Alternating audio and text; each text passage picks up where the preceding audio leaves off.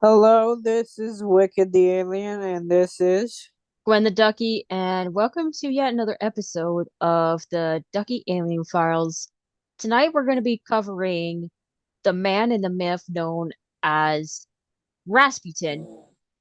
Now, for those who don't know, yes, Rasputin was a Russian mystic. He was best buds with the Romanov family. Yeah. And yes, I know that part. he was purported to be a holy man. Really? Yes, he was. He was considered to Oh be yeah, a he holy was man. that monk dude. Oh, Yeah. His full name okay. is Grigori Yes, Yefimovich Rasputin. If I butchered his middle name, I apologize. Yeah, that was a bit hard to pronounce. Yefimovich. yes, So, okay. yeah, he's 6'4". Yeah. He was born on January 1st, Yep. 1869 in Pokrovskoye, Oh, Russia. New Year's baby. Yeah, Where's that in Russia? Just wondering. Siberia or something? probably Siberia, yes. It is reported that he was brought Oh, up in Siberia, given research I mm, did on this man anyway. Siberia. Yeah, My ancestors came from Siberia. okay. Now let me just do a Google search real quick. Oh yes, he was indeed born in a Siberian village which is located within Tulmensky Uys in Tobolsk Governorate, which was, by the way, present day Yarkovsky district in Tyumen Oblast again. Sorry if I butchered it. That's okay. Okay, so you sent me a video on this man via a Yeah. YouTuber known as Decoding the Unknown. Decoding the Unknown Yes, I've is heard a of that. podcast. Yes. Yes, I didn't know it was a podcast. Yeah, it is a podcast. Indeed. I just looked it up. Interesting. Anyway, he goes into the origins and the mystery behind Rasputin, which really is plastered everywhere online, Yeah, majority of it the myth anyway. and everything. But it was still interesting to watch nonetheless. Yeah. Yep. What was he like in real life? I'm just wondering. Sorry. Rasputin, you mean? Yep, that's the one. Like I stated earlier, he was a Russian mystic and a perceived holy man. Granted, no one can truly be holy, really, but they called him a holy man because he healed one of the Romanov children of their illness. I think I know which one it is, and it was hemophilia. The disease was hemophilia, and it was Nicholas. I could think. I'm pretty sure, but I'm not sure. Yeah. Yeah, so anyway, I am reading off of an article from blogs.loc.gov.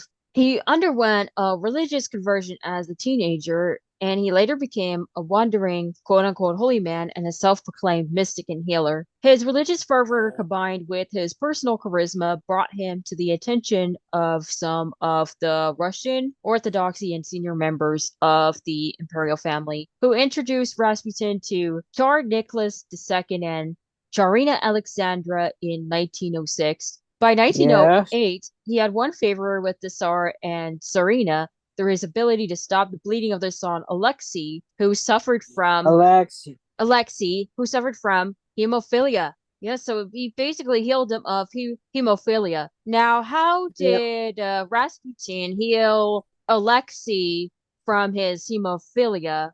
According I don't know. to what I researched on that, it was said that Rasputin told him to stop taking aspirin, as aspirin is known to be a blood thinner. And Oh, I yes, didn't. yeah, Oh, that's explained why they say no alcohol, no painkillers before getting a tattoo because you'll just bleed out. yep. So that's you wonder why. So there is that type of practice involved with tattoo making, making sure that you don't bleed to death, because then again, tattoos do consist of needles. Yes, I know that. Yeah, so that's one thing I've learned about the tattoo industry just from watching that, but that's beside the point. Yeah, Yeah. yeah, and now you know. Despite being widely condemned by the public as a charlatan for his drunkenness and debauchery, you see why I question that label as a holy man, because don't holy men not drink and get involved with the alcohol and the Uh, getting drunk from thereof? Yeah. Yeah. yep, that's right. Yet he wielded great power and influence over the ruling family, particularly with the Tsarina, who was convinced of his mystical healing abilities, and rumors swirled that the two were lovers. Alrighty, Uh, so a song by the band known as Boney M actually touched up on this rumor, believe it yep. or not. It became popular in the late Yes, I've 70s. heard of them. Yeah, I've Boney heard of M. them. Yeah, Boney M was formed by none other than the late Frank Farian, who was also behind the whole Milli Vanilli scandal thing. Because you see, with Frank Farian, the bands he forms, most of the time, the band that he puts together only lip sync. The vocals were done by session musicians. And this caused the whole Milli Vanilli controversy of 1989 eventually. Another of Frank Farian's products include the Flirts, and I think the Flirts make great music. They have the Flirts have this sort of Blossom Bubbles and Buttercup thing. The Powerpuff Girls. The cartoons. There's Blossom with the red hair, Yes, Bubbles I've with the heard blonde of hair, that. and Buttercup with the black hair, or in Like this you and case, me. Prunus. Yes, like you and me. But before we get further off topic, Yes. basically the reason Rasputin is supposedly known as Russia's greatest love machine because of this rumored affair with the Tsarina. And the affair has not even been confirmed. And yet, in spite of that, the song became a hit. Yes. Even featured as a part of the Just Dance game franchise. Just It, Dance game franchise, really? yes, yes, Oh no. yeah, none of us play Just Dance, but this is a really interesting fact. I've wanted to play Just Dance for quite a while, but never could afford to get around to it. But this is really interesting tidbit. Yes, It I really didn't know is. that. I know that Boney M played the song because I listened to that song over and over again. All right, back to the blogs.loc article. When Nicholas left to lead Russian forces during World War One, Rasputin effectually ruled the country through Alexandra, which only added to the perceived corruption and chaos of the Romanov regime. As the war continued, outlandish stories about the monk, oh wow, so he was a monk too, huh? Expanded to Hmm. include a treasonous plot with Germany, an effort to start a cholera epidemic in St. Petersburg with poisoned apples, and lurid tales about Rasputin and the Tsar's young daughters. Sorry if I keep mispronouncing the word Tsar, but Sorry, yeah. Sorry, will be good. many within the Russian nobility and the Church Orthodoxy became fearful of Rasputin's growing power and control, and there was a demand to have him removed by any means necessary. In an effort to rid the court and the country of Rasputin's influence, a group of nobles, led by Prince Felix Yusupov, the richest man in Russia and husband of the Tsar's only niece, and Grand Duke Dmitry Pavlovich, Vic, Pavlovich.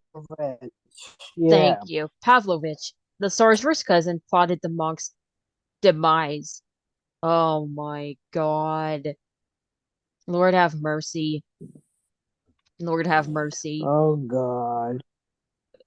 Yeah. Oh my God. He was accused by his enemies of religious heresy and rape. Oh, he had to double that with the rape.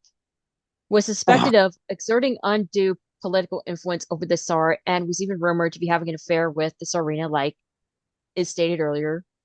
Yeah, In opposition to Rasputin's influence grew within the Eastern Orthodox Church. I've heard of them. They're like a branch of Christianity. Rasputin. Now there is a movie called Anastasia out, and there is a Oh, I scene. love that. Yeah, a scene depicts Rasputin as according to a fandom.com article in this movie. He apparently attempts to murder Anastasia while watching her across a frozen river, trying to stay hidden from the bridge above.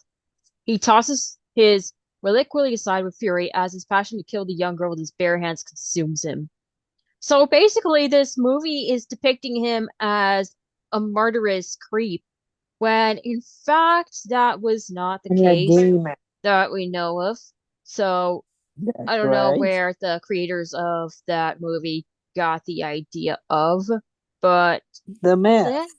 yes, the myth. That's what part of what we mean by the myth. Yeah. So Yusupov and Pavlovich lured Rasputin to Moika Palace in St. Petersburg. The Whippy killers Mhm. first gave the monk food and wine laced with cyanide. However, when Rasputin seemingly failed to respond to the poison, they shot him at close range and left him for dead.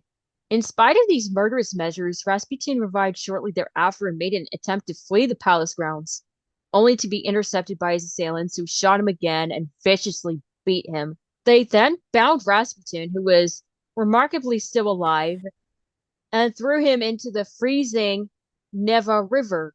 His body was found several Eva days later, and it was River. reported that there was water in his lungs, indicating that he finally died by drowning. Oh man. Mhm. Oh man. Oh What man. a pissy way to go. Yeah, that was. Yeah, and then Yusupov and his co-conspirators hoped the removal of Rasputin would make Nicholas II more open to the advice of the nobility and Duma, giving him a final chance to save the monarchy. However, the monk's murder did not lead to any radical changes of the Tsar and Tsarina's politics, leading up to the start of the Russian Revolution in March 1917. To the Led by Bolsheviks, Vladimir Lenin. yes, Vladimir Lenin, What yeah, an another a-hole. murderous creep, another murderous creep. To the Bolsheviks, Rasputin symbolized the corruption at the heart of imperial rule, and they viewed his murder as an attempt by the nobility to stay in power at the expense of the proletariat. So basically, the whole thing was not even Rasputin's fault. Mhm. Judging by what I just read here, I can conclude that he was at best misunderstood. And the most important thing to Oh, note, I've been there. I've been there. I think we've all been there at some point. we have, yes, unfortunately, yes. And then most importantly, his death occurred 2 years before the Romanov murders. Oh, when the Romanov family was murdered. Yeah, they were murdered by different people entirely from Rasputin. So the myth about him being the murderer of his family is debunked, Debunked. obviously. Yep. And yeah, he symbolized as the corruption at the heart of imperial rule, when Rasputin was pretty innocent. You know, he's not Yes. a perfect We're human being. creepy. He's not perfect, but at He the was end of the day, he just was a screwed human. over. Yeah, He got screwed over. he did. Is that here's the important part here. Years later in 1934, Yusupov coldly recounted how he helped slay Rasputin when he testified in the suit of his wife against Metro Goldwyn Mayer, which charged she was libeled in a film in which one of the characters representing her was seduced by Rasputin. Oh, Oh, for Yeah, crying out loud, they like the stereo. A lot of people like to stereotype other people. It's stupid. exactly. Very, very, very stupid indeed. Very stupid indeed, and got the brunt of it. To believe that he was accused of having an affair with the Russian Tsar's wife, that is just, man, that might have partly what set off the assassination attempt on him. It's ridiculous. And it's still going on to this day, as proven by Yes, that song by Boney M. yeah, Like, that's a good song though, but I'm sorry it had to drag him through the mud. yes.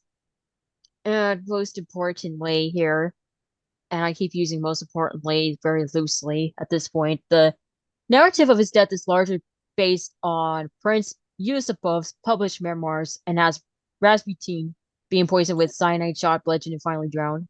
Yes. A review of the available forensic material, however, shows a photograph with the contact gunshot wound to Rasputin's forehead. So this would indicate that he was dead prior to being dropped in the Little Nevka River. His distaste for sweet foods and the absence of poison at autopsy would suggest that the story of cyanide toxicity was fabricated. Oops, so it turns out that the cyanide poisoning was a myth. Yes. Yusupov's description of Perishkovek firing at Rasputin from a distance as he ran across the courtyard in an attempt to escape would also not be consistent with the post-mortem photograph. The Oh, simplest version of events would be that Rasputin was executed by a contact gunshot wound to the forehead when he visited the Yusupov Palace. While it and appears that then the events of the fateful evening have been embellished, it is certainly not uncommon for perpetrators of homicides to provide histories that are later shown to be at odds with the truth. yes, I've heard of that. Yeah, reevaluation of historic cases may provide compelling evidence for alternative interpretations to the popular historic record. Wow. So, what we read in that previous article might have been false, especially the story of cyanide toxicity and Yeah. finally drowning in that river. So, get this, he was already dead by the time he was dropped into the river. Okay. Wow. All right. That So, was now, interesting. all right. Now, we're gonna get to the Romanov family now. And this is provided Okay. by Tatler.com. Did King George V betray the Romanovs? The truth behind the Russian massacre as shown in The Crown. It's basically a drama depicting the the royal family, obviously. Hmm. Yep. So in a scene from that show, King George V was shown as betraying his cousin Nicholas II over breakfast. Yeah. Betraying over freaking breakfast? Is that what I heard? Yep. You heard correctly. That's a Oh. myth perpetrated by that one TV show. You know how TV shows based on historical figures as well as biopics embellish stories for Hollywood purposes? Yeah, unfortunately, Yeah, they do that. does this. The Crown does this. They're no different from majority of those shows in that regard.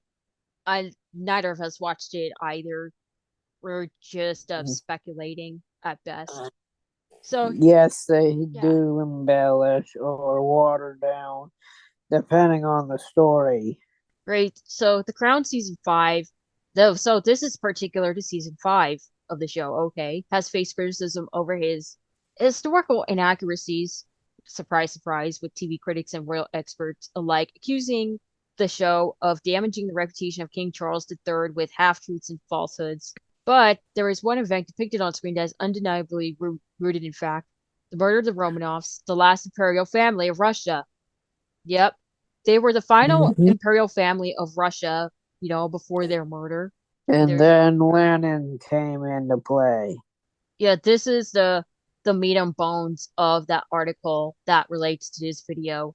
Episode 6 of The Crown shows how King George IV, the Queen's grandfather and the great grandfather of King Charles III, ultimately decided not to rescue his cousin Tsar Nicholas II from the Bolsheviks, leading to the Oh, Tsar and his family ultimately being assassinated. The cousins, known for their uncannily similar looks, were related through their mothers. George V's mother was Princess Alexandra of Wales, the wife of Queen Victoria's eldest son, Edward VIII, and sister of Nicholas's mother, Marie of Denmark. Oh, wow. So it's not just siblings that have identical features, it can also be cousins. I did not know that. I can only imagine how often they're being mistaken for one another, Mm-hmm. because of their looks. Hell, they could even be Yeah. mistaken for identical twin brothers, for all I know. In the Crown's version of events, George V and his wife Mary made the decision not to rescue their Russian family over breakfast at Sandringham. Cutaway scenes showed the Tsar, the Tsarina, and their 5 children being roused from their beds, believing they were being granted safe passage to Britain after abdicating the throne. However, they were instead imprisoned and ultimately executed in the dingy basement of a house in July 1918. But here's the kicker.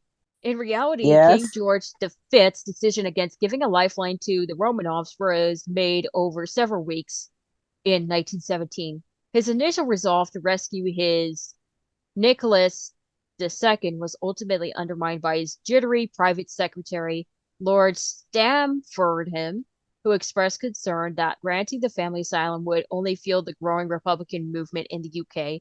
That is according to a book written by Franz Welch known as the Imperial Tea Party. Wow. Imperial Tea Party. I didn't never heard of that one. Me neither. Me neither, up until I read this article. So, yes, what's interesting was that one version of events is being portrayed, yet the other version of events portrays reality in a more correct life. Yeah, I see what I Yep. mean by anything based on real life history or historical figures can be doctored up for Hollywood purposes. Yeah, this is one of them. Or in this case, music. Yeah. And this is importantly in regards to Anastasia.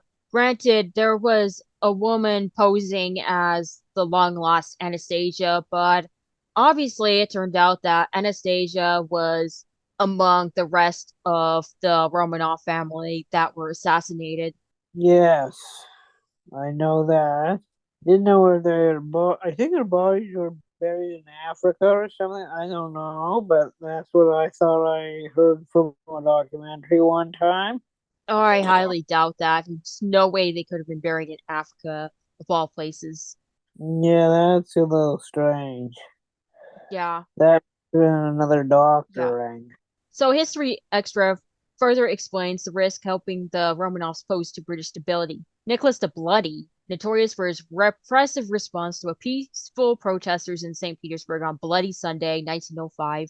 Shout out to the band U2 for covering a song on this titled none other than You too? Sunday Bloody Sunday. Yes, U2, as in the band. Same bloody Sunday. Yeah, Sunday Bloody Sunday. It Sunday was much bloody. reviled in Britain, as was his wife. And to make matters worse, the German born Alexandra was a Boche. I don't know what that word means. Let me look that up. Okay, so what does Boche mean? Oh, wow. A German, especially a soldier. So apparently she was a soldier? That's ridiculous. I thought only men were allowed to be soldiers, but yet they're calling a woman back then a soldier, especially someone that was as German born as Alexandra. Oh, things have gotten worse here. Oh gosh, it is just absolutely bonkers here. And of course, Yeah. hostility towards Germany was at an all-time high, so much so that the British royal family changed its name from Saxe Coburg Gotha to Windsor that July. Fear of losing his own throne at a time of heightened political tension prompted the king to renege on his support for the asylum initiative. And That is crazy. so, yeah, the murder of the Romanov family was particularly brutal, and Yet, there was no mercy shown to any of the 5 children. Yes, that included Anastasia. and Olga was 22. Alexi, Olga was 22. Tatiana was 21. Maria was 19. Anastasia, 17. And Alexei, just a mere 13 years old. They were all oh, brutally slaughtered alongside their parents. The Bolshevik guards tasked with assassinating the family were inept. Instead of a professional firing squad, they were subjected to a 20-minute frenzy of shooting that culminated in a bayoneting of those victims still alive. They were buried in a shallow grave. Oh my. Uh, Yeah, yeah, yeah, that's that's not good. not good indeed. Yeah, so it was the Bolshevik guards that murdered the Romanov family. And here Yeah, are the survivors of the Romanov family. And spoiler alert, obviously not Anastasia here. So, okay. As provided by Quora.com, the only descendants of Rasputin alive are Lawrence, his great granddaughter, and Valerie, his great great granddaughter. hmm. Those are the only descendants of Rasputin? Yep, as far as we know. He had four known children. The best known one was his daughter Maria. She married and had Tatiana and Maria. Maria Rasputin worked in a circus. She eventually became an American citizen. Her granddaughter Lawrence Huot Soloviev, the daughter of Tatiana, was alive in 2005. Her daughter Maria married in 1947 to Gideon Voisivane, who was a diplomat and died in the 1980s. Yeah, those were his only known descendants alive at this current time. Oh, Yeah. would you like, what were you gonna say? Oh wait. So there's another post on Quora about the family. Grigori Rasputin had three children: Dmitri, born in 1895; Matriona, 1898; and Varvara, born in 1900. And Matriona had two daughters, Tatiana, 1920, and Maria, 1922. Tatiana had Yep, three children, including Lawrence Solovyov, who is still alive. still alive to this day. Yes. Well, one of his children, Dmitri, had a daughter named Elizaveta who passed away in 1933. Mm-hmm. Yep. But considering his reputation as a womanizer, he definitely had to have had more offspring than the other three that are known about. So first there's four children, now there's three children. Yeah. That's a bit of Yep, contradictory information, but yeah. that's right. Alrighty, and that will be all for this for now. Oh, importantly, please check out the Decoding the Unknown video on Rasputin. I promise you're gonna get a lot out of it, as there's Mhm. some really important stuff in there that we weren't able to discuss in this video. But Yep, I hope that the information in this video in the meantime will suffice for that. Anyway, yep, it will be in the description below, just like with all other links pertaining to the topic of this video. Yeah. yes. Yeah, And so please be sure to tune in to Ducky and the Alien this Saturday and Monday if yep. applicable. Again, 9 p.m. Pacific time. And we will see you all next time. Till next time, press the like button, hit the subscribe, and smash the bell button. Thank you. Yeah, so you could get notified. Mm-hmm. Anyway, we'll leave you off with this and we're going to go for now. So bye bye for now, everybody. Bye bye for now.